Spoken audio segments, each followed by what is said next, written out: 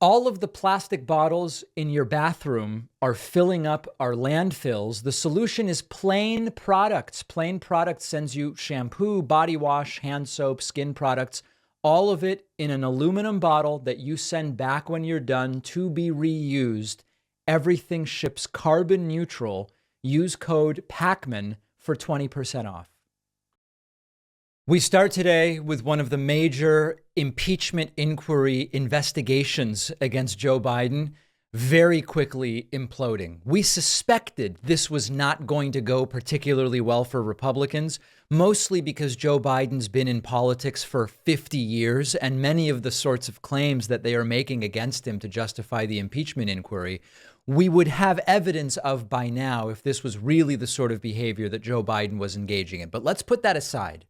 One of the major claims that Republicans want to look into to find evidence for, they don't actually have it, is that Joe Biden was making policy pushes and policy decisions as vice president of the United States in order to benefit himself and his family, his son Hunter Biden, financially. One of the big claims around this relates to withholding $1 billion in U.S. aid to Ukraine unless this prosecutor, Shokin, was removed from his job. Unfortunately, it is now incredibly clear, as if it wasn't clear before, that when Joe Biden spoke about that, he was just transmitting what American and actually coalition policy was at the time. So let's explain a little bit more about this. Newsweek reports, Joe Biden impeachment claim questioned. Okay. Quote, Republican efforts to impeach Joe Biden suffered a blow after fresh evidence emerged showing his bid to remove Ukrainian Prosecutor General Viktor Shokin in 2015 represented U.S. government policy. A professor in U.S. politics told Newsweek that unless opposing evidence was uncovered, the impeachment was likely to backfire on the Republican Party. Then Vice President Biden met Petro Poroshenko, the Ukrainian president at the time, in December 2015, after which he claimed he'd threatened to withhold $1 billion in U.S. aid to Kyiv unless Shokin was removed from his post, which he subsequently was. Now, this is the critical part. These two paragraphs explain it as clearly as anyone can. Some conservatives, this is the argument they make for his impeachment. Some conservatives have suggested Biden was attempting to protect Ukrainian energy company Burisma, the board of which his son Hunter Biden joined in 2014 by moving against Shokin.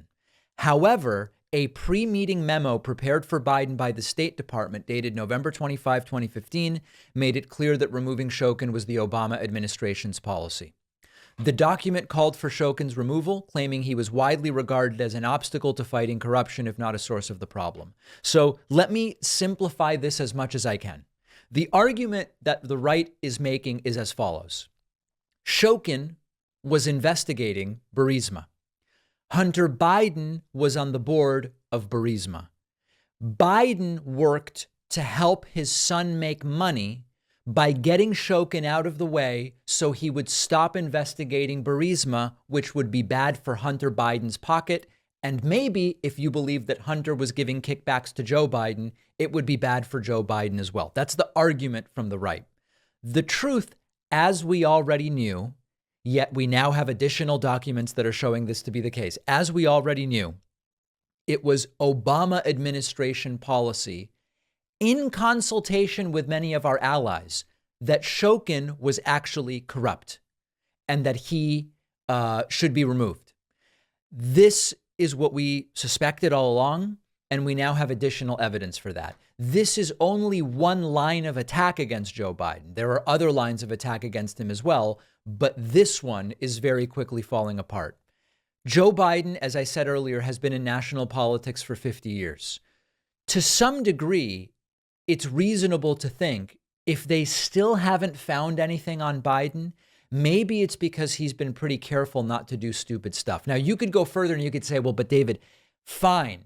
It was Obama administration policy that they wanted Shokin out, but maybe that was Obama administration policy because Joe Biden went to Barack Obama and said, hey, let's get this Shokin guy out of the way. He's corrupt. But the real reason Biden went to Obama is because he wanted to get him out of the way so he stops investigating Burisma, which would be bad for Hunter Biden. If that's the argument they are next going to make, at some point they need evidence. With all of these things, we've talked about it with the Trump crimes, and they're going after him for political reasons, and Joe Biden is orchestrating the arrest. And with every single one of these things, they have no evidence. At some point, we have to be able to say, you have no evidence because there is no evidence. The counterpoint that the conspiracists are coming up with is there's no evidence because Biden has done a really good job at getting rid of the evidence. At some point, we have to be able to put a line and say, no, there's no evidence because there just is no evidence. It doesn't exist. And we get to this incredible contrast where on the one hand, they want these right wingers, these MAGA Trumpists want us to believe that Joe Biden is demented. He doesn't know what day it is. He can't string together a sentence. And he's basically hopped up on uppers so that he can spend 5 minutes in public before going back to having, borscht spoon-fed into his mouth by aides because he can't even feed himself. That's one story. The other story is Biden is the most devious and brilliant crime family boss in history, where he has not only committed dozens of acts of corruption and bribery, but he's also perfectly covered them up so that no one can find a shred of evidence of them. At a certain point, we have to apply a sort of casual version of Occam's razor and say, there's no evidence because the evidence doesn't exist. There's no evidence because Joe Biden genuinely isn't doing the things they have accused him of doing. If and when we get to that point where these MAGA Trumpists will acknowledge and accept that, I don't know. They still think Trump won in 2020. So to some degree, it's like they may never actually accept it. But that's where we are today. One major impeachment line against Biden collapsing before their very eyes, just evaporating. A Texas teacher has been fired for assigning an illustrated, unabridged version of Anne Frank's diary to the students in the class. Now, there are some critical details here, which we are going to discuss. But when we talk about the real cancel culture, when we talk about the real suppression of speech, this is it. This is actually what it is. This is what happens when politicians think they know better than education professionals what to teach, what to assign, and how to teach it. Let's discuss. Texas teacher fired after assigning an illustrated Anne Frank book. The graphic novel adaptation released in 2018 is faithful to the original text in Anne Frank's diary. A lot of our audience may not know this. I didn't know it for a period of time. The version of Anne Frank's diary that I assume just about every single one of us read in school is an abridged version. The unabridged version does contain some elements that are removed from the abridged version. And this talks about Anne Frank sort of describing her genitals and talking about I guess you would call it, I don't know if it's confusion or wonder or, figuring out her body, discussions of menstruation, and a brief desire to kiss one of her girlfriends. That's in the unabridged version. Normally in school, they used to do the abridged version. Okay, understanding that, let's now see what went on here. A Texas middle school teacher has been fired after assigning an unapproved illustrated version of Anne Frank's diary to her 8th grade reading class. These are 13-year-olds at the start of the year, 14 years old at the end of the school year. Per a report from KFDM, a spokesperson for Hampshire Fannet ISD, located south of Beaumont, released a statement confirming the teacher was sent home Wednesday after reading a passage from Anne Frank's diary, the graphic adaptation, in which Frank wrote about male and female genitalia. An investigation has since ensued. As you may be aware, following concerns regarding curricular selections in your students' reading class, a substitute teacher has been facilitating the class since Wednesday, September 13th. The district is in the process of posting to secure a high-quality full-time teacher as quickly as possible. So the teacher in question has indeed been fired. Per KFDM, the district sent an email to parents on Tuesday saying the content was inappropriate, saying, quote, "The reading of that content will cease immediately. Your student teacher will communicate her apologies to you and your students soon, and she has apologized to us." This is the critical line, okay? While district officials claim the adaptation of Anne Frank's diary was not approved, it was included on a reading list sent to parents at the start of the school year. The investigation will determine if the teacher pivoted from the original approved curriculum or if administrators were aware of the book being part of the class. We essentially know that this was sent to teachers, and per our understanding of policy in the school district, the syllabus was also sent to administration. Now, if teachers, it was sent to parents, not teachers. It was sent to parents and reviewed by the administration.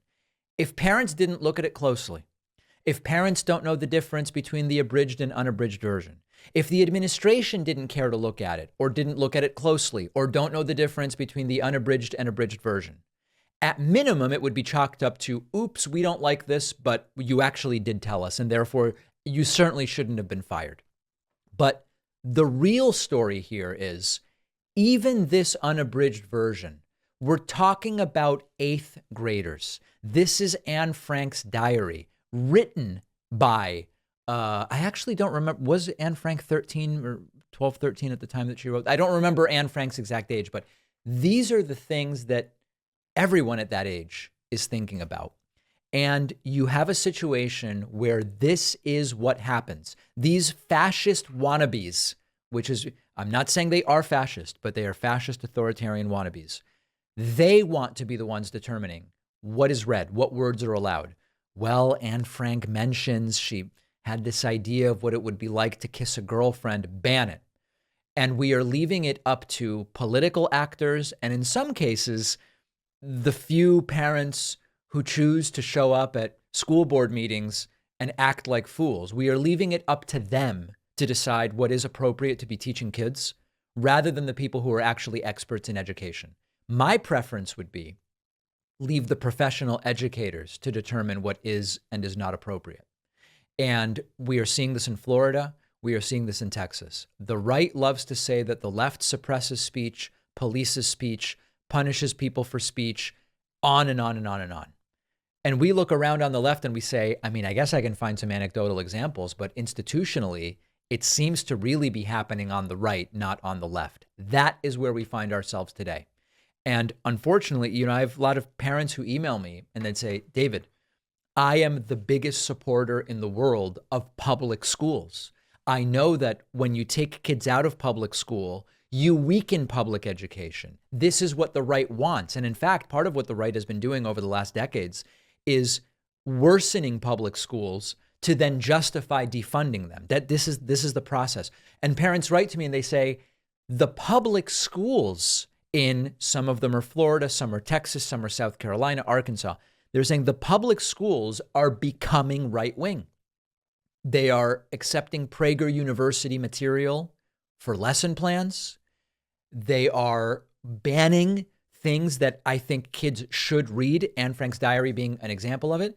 So the parents say, now I'm thinking of pulling them out of public school so that I can send them to like an actual school, not a liberal school, but what we would consider not a right-wing school, so that they can learn what I think they actually should be taught. But the parents thinking of this recognize that in a sense, they will make the public education system worse by doing it. It's crazy what is happening with American public education. And this is a feature for right-wingers, not a bug. Horrible stuff. We'll see what ultimately happens in Texas. The investigation goes on. I'll tell you what ultimately ends up happening with it. Over 300 million tons of plastic waste is generated globally every year. And to see one of the biggest culprits, just go into your bathroom. The shampoo, the conditioner, the hand soap. This is a lot of the stuff filling up landfills, which is why I asked Plain Products to partner with the show. Plain Products makes premium health and grooming products like the ones you're already using, but without the plastic waste. Because here's how Plain Products works. Order the products you want: shampoo, conditioner, body wash, hair gel, hand soap. variety of skin and hair products, travel sizes as well. Everything comes in an aluminum bottle. And when you're running low, you get a refill bottle, which you switch your pump to, send back the used bottle with a return label they provide, and another customer can reuse it. They offer customizable recurring subscriptions so you never run out. Every order ships plastic-free and carbon neutral. I'm a huge fan of plain products, shampoo and the hand soap. Both have been really good, nice neutral smell, great for guys.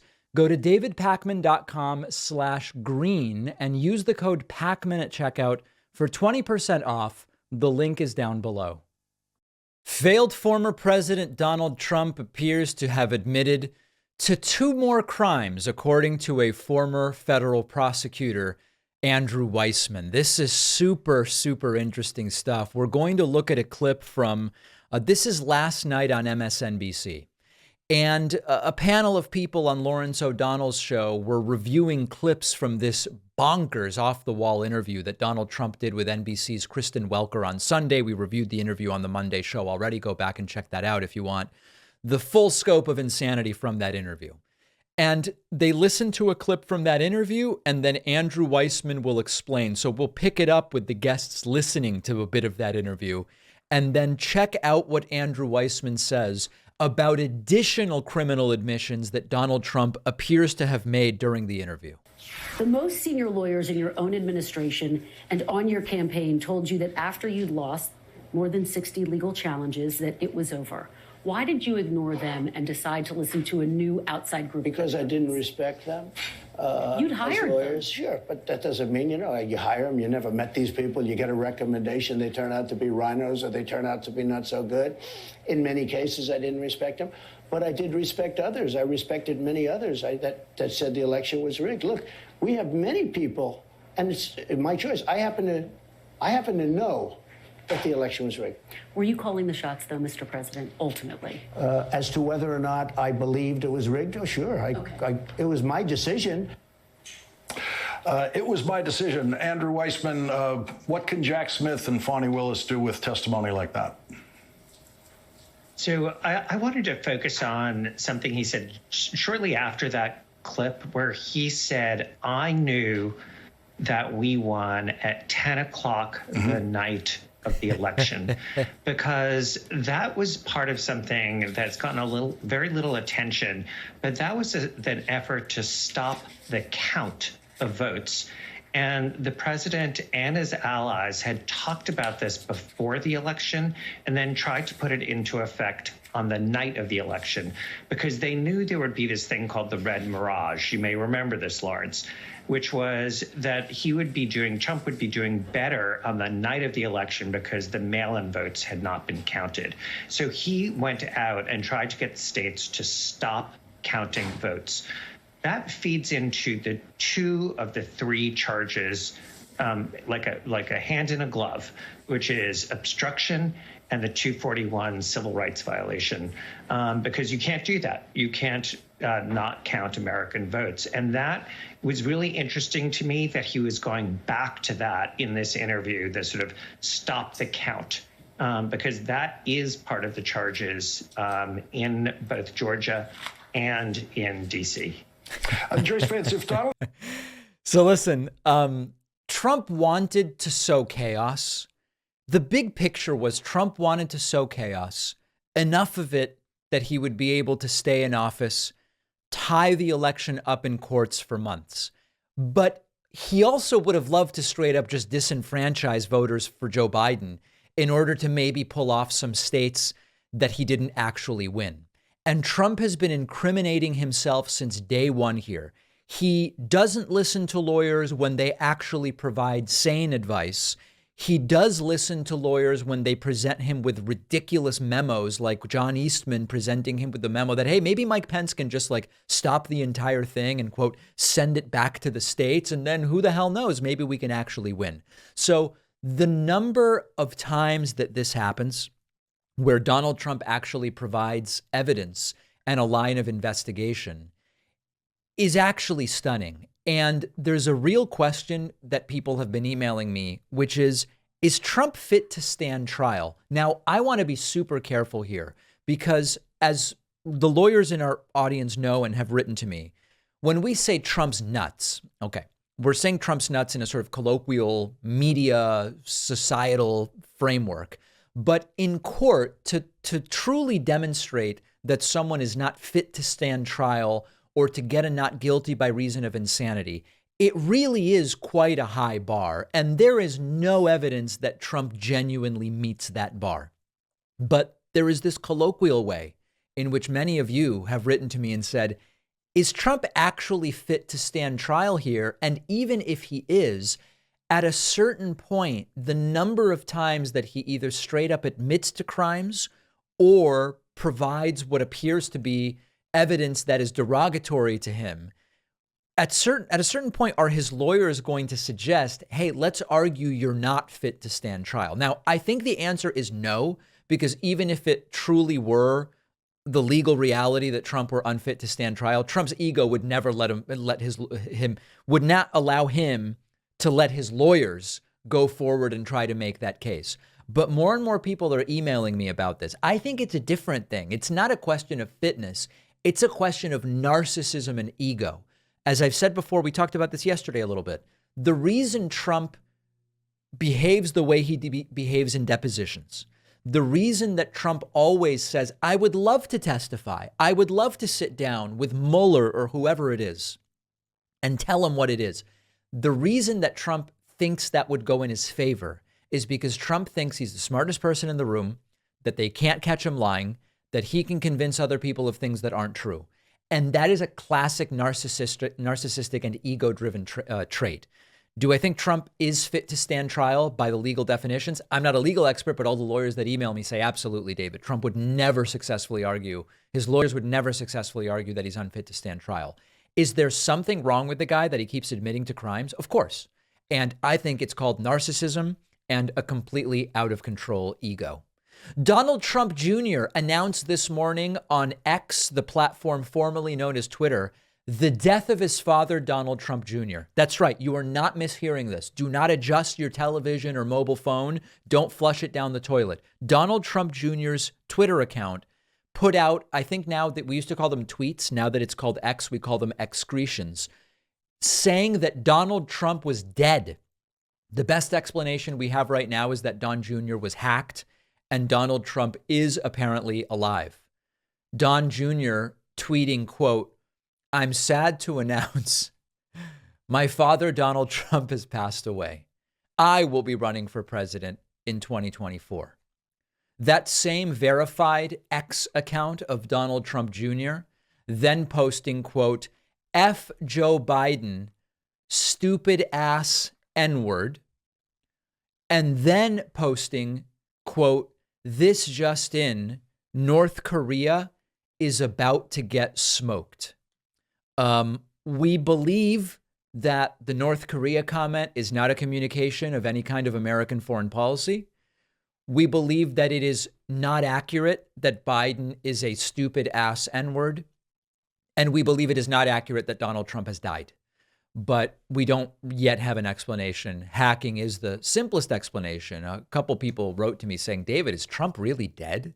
And I said, no, it can't possibly be. And indeed, reports are that Trump is still alive. By the way, in all seriousness, speaking of X and Twitter and excretions and all of it, Elon Musk apparently now is thinking of charging everyone to use Twitter. Even if you don't want to be verified, he would charge everyone. And this seems like it would absolutely be the death of the platform. We will discuss that in some detail on today's bonus show, but more about that later. Donald Trump has surged to a historic lead in the 2024 Republican primary and is now crushing everyone. This is an incredible situation. These are truly stunning numbers. Before we look at them, 3-4 weeks ago, we interviewed political scientist Rachel Bitecofer. And Rachel Bitecofer said to me, you know, David, I understand that Donald Trump is leading many of these Republican primary polls, but it's too early to glean much from them. People don't pay attention to primaries until after Labor Day. They don't really pay attention until November, December. So we are going to have to wait until the numbers mean something. the suggestion being Donald Trump's lead in the Republican primary might diminish. Incredibly, the opposite is happening. Donald Trump is seeing a surge in Republican primary polling, giving him the biggest lead since the start of this primary today. As more people are paying attention, Trump's lead is growing, and it shows us the real debasement of the Republican Party. As many of you know, I am now working very diligently on my forthcoming nonfiction book for adults, not a children's book. And I have been really going through the history of the debasement of the Republican Party in order to tell that story in the book to contextualize how we got to where we are today. And one of the biggest proofs in the pudding, or the tapioca, or the oatmeal, or the matzo ball soup, is that today, after everything that has happened, Donald Trump has the strongest polling since the start of this primary. Trump surging to 59% average in the Republican primary. Ron DeSanctimonious' polling is as low as it has ever been. DeSantis down to just 12.5%. The hemorrhaging continues. He has lost close to 60% of his original support. Ramaswamy, Haley, Pence, they're all absolutely flat. DeSantis may soon have to end his campaign at this rate. He's only 5 points ahead of Vivek Ramaswamy. But Trump is leading by as much as ever. In some polls, Trump is leading by 50 ahead of the second place candidate. And this tells us so much about the Republican electorate today. Could it be that after the next debate, which is next week, a week from today, something happens where people don't want Trump anymore in the Republican Party? Sure, anything can happen. Do I expect it to?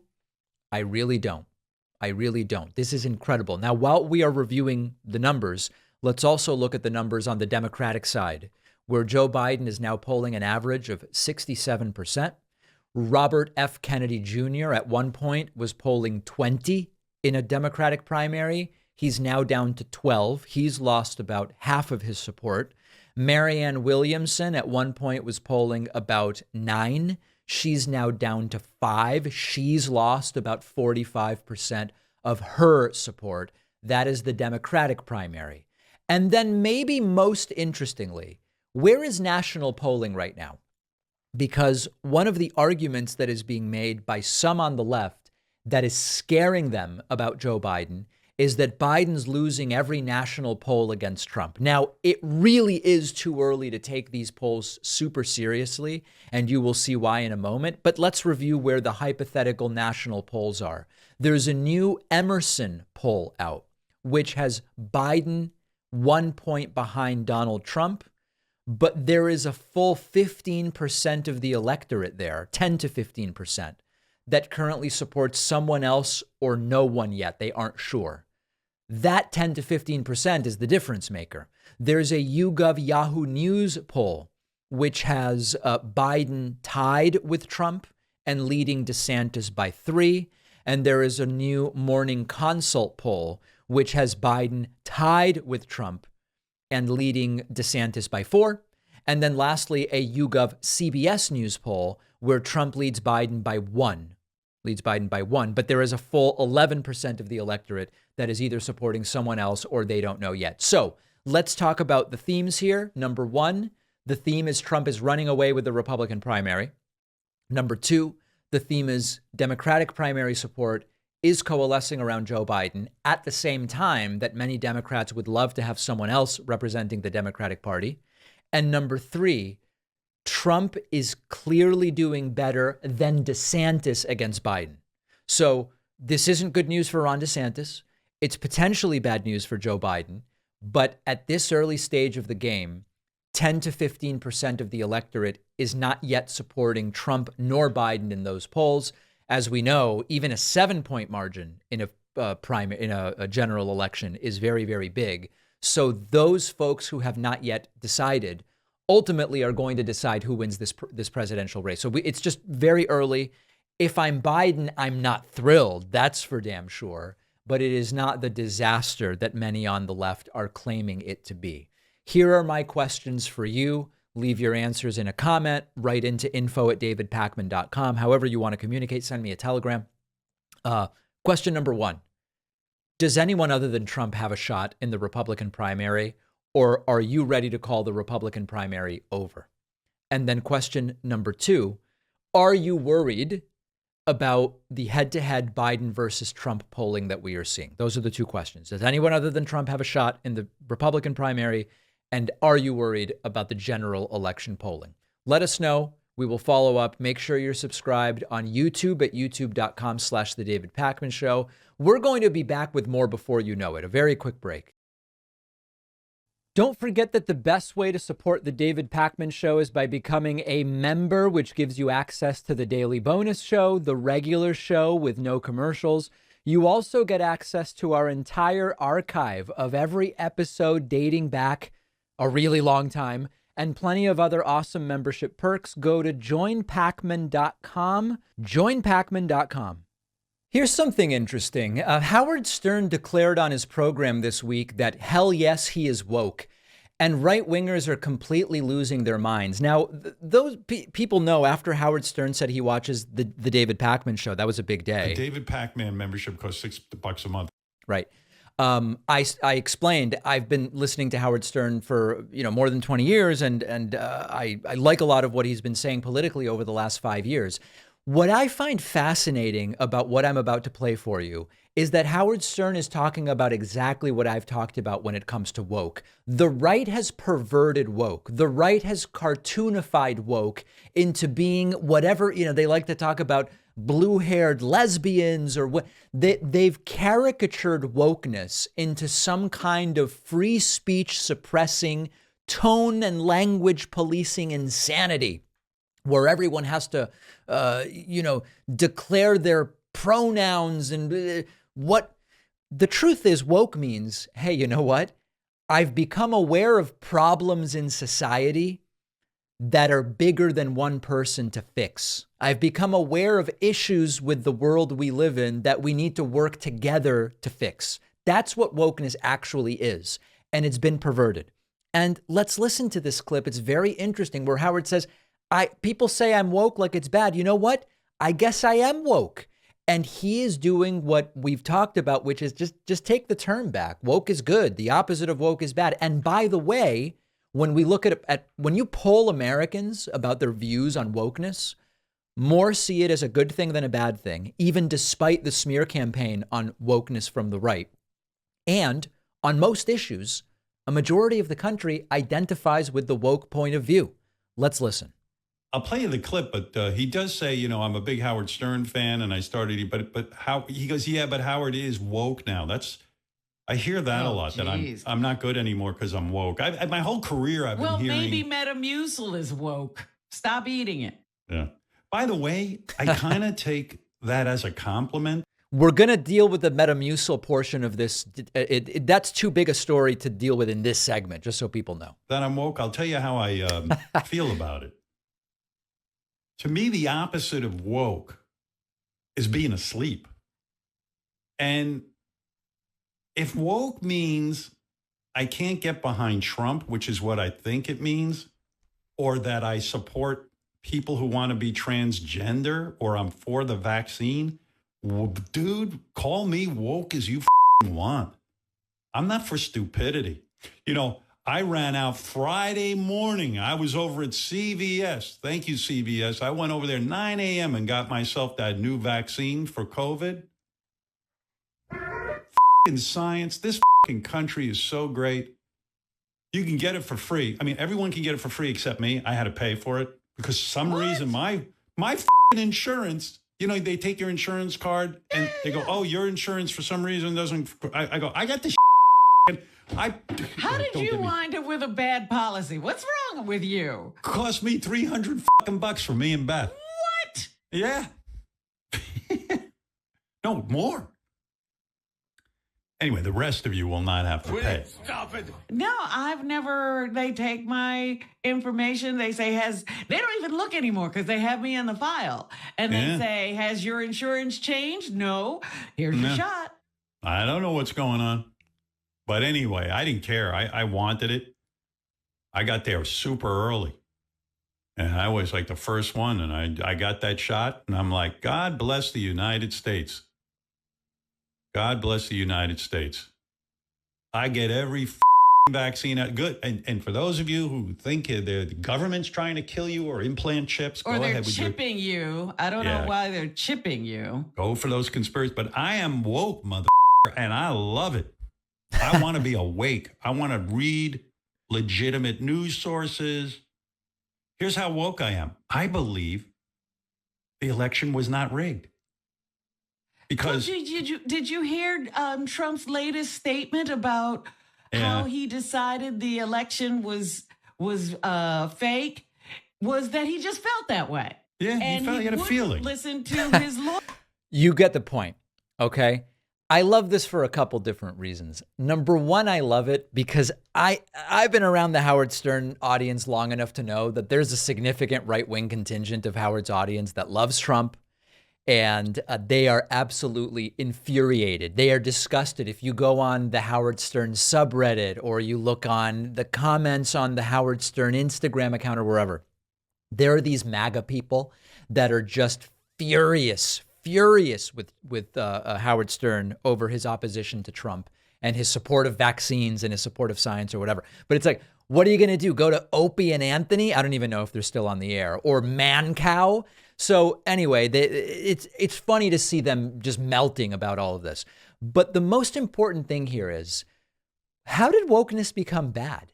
It became bad because we let the right caricature it. And so, you know, I don't use I use the term in jest now. I joke when I talk about wokeness, only because I know that the right has destroyed the term so badly that if you use it seriously, you're ridiculed or you're dismissed or whatever the case may be. But Howard is right. When we talk about wokeness, we are saying, hey, we are aware of injustices and problems. We'd like to fix them. We understand empiricism over how we feel. We understand that public policy should not be guided by one person's religious beliefs or one other person's religious beliefs, which then might be in conflict. This is a really great thing to see. And by the way, it's reaching, hopefully, the slice of Howard's audience that is just enamored with Trump. So you truly do love to see it. Speaking of Trump, Trump is backpedaling as quickly as he can from the things he said about abortion during Sunday's interview with Kristen Welker. This is just the best. Trump is now being beaten down by the monster he helped to create. Trump said something slightly less extreme than what many of his followers believe on Sunday, which is that a 6-week abortion ban is too crazy, that he wants a 15-week abortion ban. Now, understand, a 15-week abortion ban is also crazy. Even at 20 weeks, we're not talking about viability. But okay, Trump said to Kristen Welker the following about abortion, and it got him into big trouble. Mr. President, I want to give voters who are going to be weighing in on this election a very clear sense of where you stand on this. I think they're all going to like me. I think both sides are going to like me. What's going to have to happen is you're going to have to ask this question. Listen, please. You're asking me a question. What's going to happen is you're going to come up with a number of weeks or months. You're going to come up with a number that's going to make people happy, because 92% of the Democrats don't want to see abortion after a certain period of time. If a federal ban landed on your desk, if you were reelected, would you sign it at 15 weeks? Are you talking about a complete ban? A ban at 15 weeks. Well, people are starting to think of 15 weeks. That seems to be a number that people are talking about right now. Would you sign that? I would sit down with both sides and I'd negotiate something, and we'll end up with peace on that issue for the first time in 52 years. I'm not going to say I would or I wouldn't. I mean, DeSantis is willing to sign a 5-week and 6-week ban. Would you support that? You think that goes too far? I think what he did is a terrible thing and a terrible mistake. It is true that what DeSantis did is a terrible thing and a terrible mistake. So would a 15-week ban. But consider what's going on. Trump's position is extreme, a ban on all abortions after 15 weeks. But it is less extreme than a ban on all abortions after 6 weeks. It's a crazy position that Trump has, but it's not as crazy as a 6-week ban. It's abortion for whatever reason up to 15 weeks instead of abortion for whatever reason up to 6 weeks. And Trump immediately backpedaling because of stuff like this. Here is Dan Bongino saying, I can't get behind this. And this is one of the biggest Trump suck-ups in the world. No, listen, I wholeheartedly and completely disagree with that position. I just want to be on the record. I just completely disagree with that position. I can't reconcile that with faith, with morality. I can't. I can't reconcile that at all. All right. So because of statements like that from Dan Bongino, and you've got the people who are for life and the concerned mothers and the worried women and all these different groups, Trump then had to backpedal. And Trump went to his platform, Truth Social, and said the following, quote, like Ronald Reagan before me, now he's Reagan, like Ronald Reagan before me, I believe in the three exceptions of capital R, rape, capital I, incest, and the capital L, life of the mother. Without the exceptions, it is very difficult to win capital E elections. We would probably lose the capital M majorities in 2024 and perhaps the presidency itself. But you must follow your heart. In order to win in 2024, Republicans must learn how to talk about abortion. The issue cost us unnecessarily but dearly in the midterms. Continuing, I was able to do something that nobody thought was possible, end Roe v. Wade. For 52 years, people talked, spent vast amounts of money, but couldn't get the job done. I got the job done. Thanks to the three great Supreme Court justices I appointed, this issue has been returned to the capital S states, where all capital L legal scholars on both sides felt it should be. Now the pro-life community has tremendous negotiating power. So Trump is now backpedaling and trying to make it seem as though all he's saying is abortion in cases of rape, incest, and life of the mother. He's backpedaling from the fact that he wants 9 more weeks of abortions than what DeSantis and other right-wingers want. He is panicking. He is a victim of the monster that he helped to create. He's trying to appease both sides, and it is backfiring spectacularly, like everything that Donald Trump touches. And let me give you Trump's real view on abortion. We all know that Trump's real view on abortion is whatever will get me elected, whatever will get me donations. That's Trump's actual view. And I want to remind everybody that Donald Trump was pro-choice for the first, I think it's 68 years of his life. All of a sudden, Trump's running for president as a Republican, and he's had an awakening. What is the awakening? Here's the story he told. This one's even less believable than Dave Rubin's political awakening. Trump said, I was pro-choice my whole life. Grew up in New York City, whatever, Democrat, etc. But then I met a kid, and it was a nice kid. And the kid's mom said, I thought about having an abortion, but I didn't. And Trump thought, wow, this is such a great kid. I'm now against abortion because of that. That story. It's such a stupid story. I mean, it really is. It's not about... People should be able to choose. The woman chose. She was able to choose not to have an abortion. Great. So we've known all along that Trump's view on abortion is whatever the hell will get me into the Oval Office. But Trump panicking, Trump backpedaling as a victim of the monster he helped create. If you value what we do at The David Pakman Show, remember to support us on Patreon. Go to patreon.com/David Pakman Show, where you can get access to behind-the-scenes videos, the daily bonus show, the commercial-free daily show, as well as special discounts on merch, including hats, hoodies, mugs, and t-shirts. You can support the show for as little as $2 a month.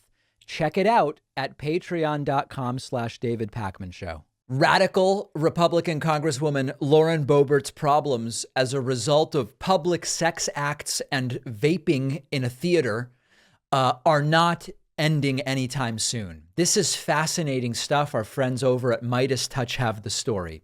Lauren Boebert's forthcoming speech to the Texas Youth Summit has been canceled because she fondled a dude's genitals in public. Isn't that a sad story? So let's take a look at the reporting from Midas Touch. Texas Youth Summit scrubs Lauren Boebert from speaker lineup. Boebert continues getting booted from venues. The Texas Youth Summit has scrubbed spunky Republican Representative Lauren Boebert from their youth-oriented event.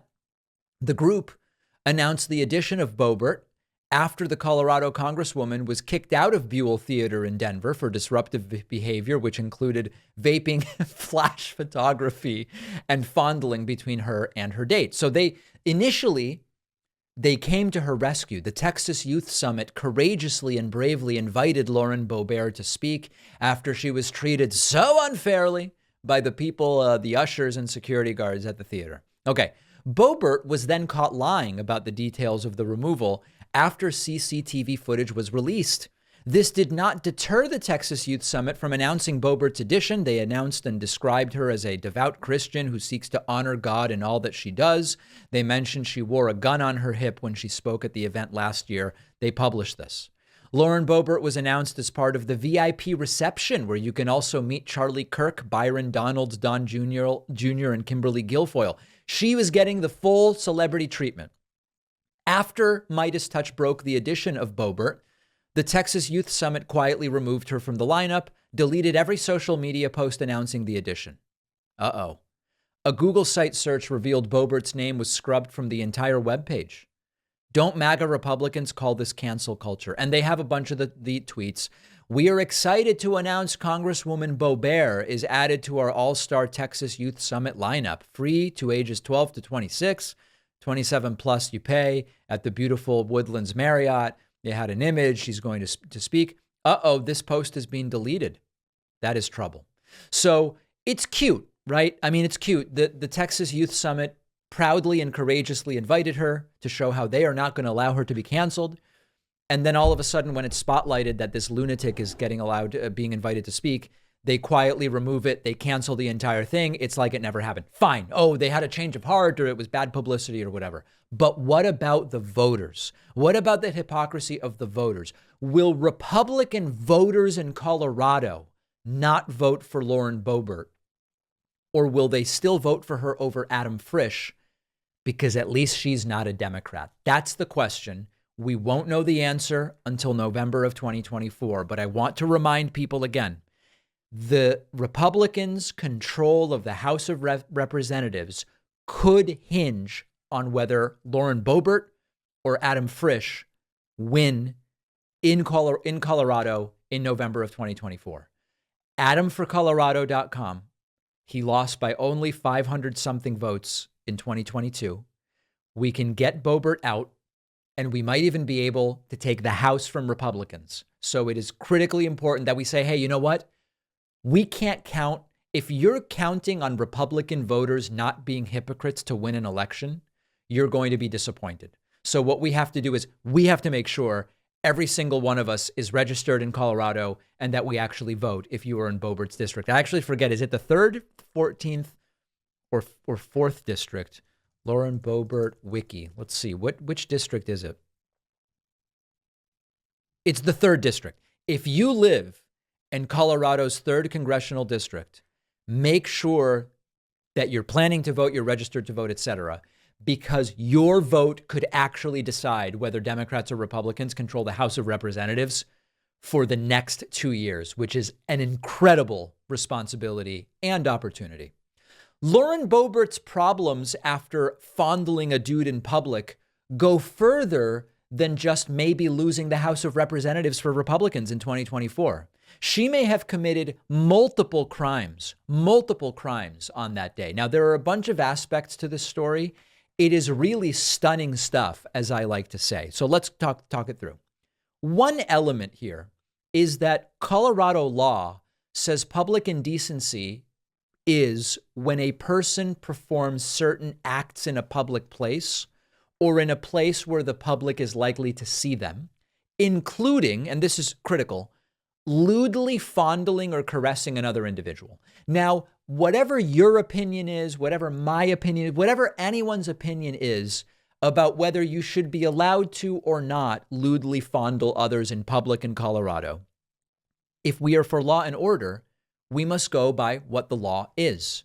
And according to statute 187301 of the Colorado Criminal Code, public indecency is a petty offense sex crime punishable by fines and up to 6 months in prison.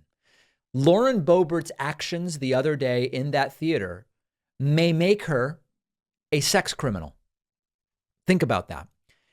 It usually carries lighter penalties. Usually you wouldn't get 6 months in jail. You would get 10 days in jail. Usually you wouldn't get whatever the high fines are. You'd get like a few $100, maybe probation, maybe counseling. So that is one element of this. The fondling may have been a crime. We are being told that the prosecutor's office is not interested in prosecuting her. Why? If we're for law and order and she committed a crime, then maybe it should be investigated. But there's a second element to this. Lauren Boebert is known for carrying firearms with her. We don't know whether she had a firearm with her in the movie theater. Based on how she was dressed, I don't know where she would hide one other than maybe in her purse. But let's imagine she may have been carrying a firearm with her on that day. Would it be a crime to be vaping cannabis and carrying a firearm, assuming it was cannabis and assuming that she had a firearm? Well, firearms possession while under the influence is also a legal issue in Colorado. Colorado lets those 21 plus to have cannabis and to use cannabis, but you are not allowed to possess firearms when you are under the influence of that cannabis. So if someone is vaping cannabis, presumably you vape it to be under its influence while possessing a firearm, that also may be against the law. We don't know if she was armed. I guess we don't know for sure whether it was cannabis, but I think it probably was. This would be another aspect of criminality to look into. Now, I do think it's important for us on the left, when we hear about some of these laws, we may not agree with every single one of these laws, although I agree you shouldn't be allowed to carry a gun while under the influence. That makes a lot of sense to me. What's important is that they claim to be the party of law and order.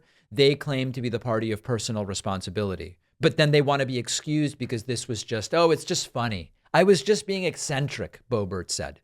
If she broke the law, she should be investigated. If there's evidence against her, she should indeed be prosecuted. Because listen, these are our role models, aren't they? These are the people they tell us what our morality should be and what relationships are okay and not okay and what sex acts behind closed doors are okay and not okay and all of these different things. She's a 36-year-old grandmother, so she certainly knows a lot about not only being a parent, but being a grandparent. So we should really be listening and taking a cue from her. And this is what she's doing.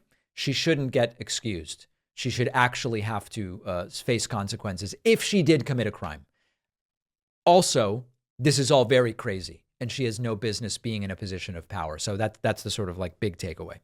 Hey, this is so funny. We have a voicemail number, 219-2-DAVID-P. The Eggman called in about the Lauren Boebert thing. This voicemail genuinely made me laugh out loud. Take a listen to this. Dave, they need a dress code in the Senate. Letting John Fetterman wear hoodies is debasing the Senate. Because of that, Lauren Boebert thinks it's okay to give a hand job inside of a Beetlejuice show and smoke her weed vape. That's right. All because this guy, Fetterman, is wearing hoodies in the Senate. Now, Boebert is doing this crazy stuff, okay? Shalom. All right. And the Eggman, of course, tongue-in-cheek there. But listen, it's absolutely true. John Fetterman wearing a hoodie in the Senate so debased both chambers of Congress that it led to Lauren Boebert seeing the door as being opened to her engaging in fondling in a theater and, vaping in a theater and all of these different things. That's exactly right. What are we saying to the parents of children when John Fetterman wears a hoodie to the Senate? It's really dangerous stuff that we need a dress code for right away. But re-elect Lauren Boebert. You've got to be kidding me. We have such a good bonus show for you today. Ray Epps, who is the target of conspiracy theories that he's an FBI informant or agent. Tucker Carlson has participated in this. So have so many others. Ray Epps has now been charged by the Department of Justice. This is so damn funny because one of the main arguments that the conspiracy theorists use to argue that Ray Epps really is an FBI informant is he hasn't been charged. If he really did things incorrectly, illegally on January 5th and 6th, he would have been charged by now, to which many of us said, maybe, maybe not. It also can take a while to build a case against people. Well, now he's been charged. So the argument that the lack of charges proves he's an FBI informant has now gone in the toilet. Now, what are they going to say? Well, they'll say, oh, the FBI, he's only been charged to make it seem like he's not an informant. All right, so we're going to talk about the Ray Epps situation on the bonus show. Secondly, I mentioned this earlier. Elon Musk is now suggesting that the platform formerly known as Twitter is going to start charging every user a small monthly payment. I can assure you, I will not be paying that, much like I am not paying for verification on Twitter. But what will this do to the platform? And thirdly, Russell Brand has been suspended from YouTube's monetization program over the allegations of rape and sexual assault from multiple women. Now, are allegations alone worthy of demonetization? It's not a legal question. YouTube can do whatever it wants. But what about that? Certainly, you are presumed innocent criminally until proven guilty. But what about demonetization? We will discuss all of those stories and more on the bonus show. If you don't have access to the bonus show, you are not getting the full David Pakman Show experience. We do an extra show every day for our members. To get a membership, you need only go to joinpakman.com. Prices will be going up when the new website launches. So get in now to save. You can lock in a low price for life. And you can even save 50% on top of that by using the coupon code 4 years, 4 indictments. 4 years, 4 indictments. Even full price is cheap, but you can pay even less with the coupon code 4 years, 4 indictments. Sign up. We'll see you on the bonus show. And I will, of course, be back tomorrow.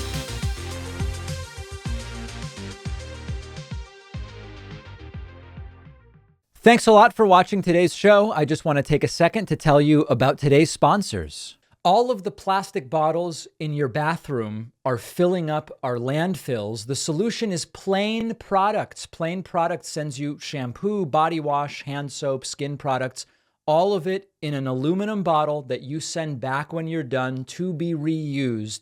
Everything ships carbon neutral. Use code PAKMAN for 20% off.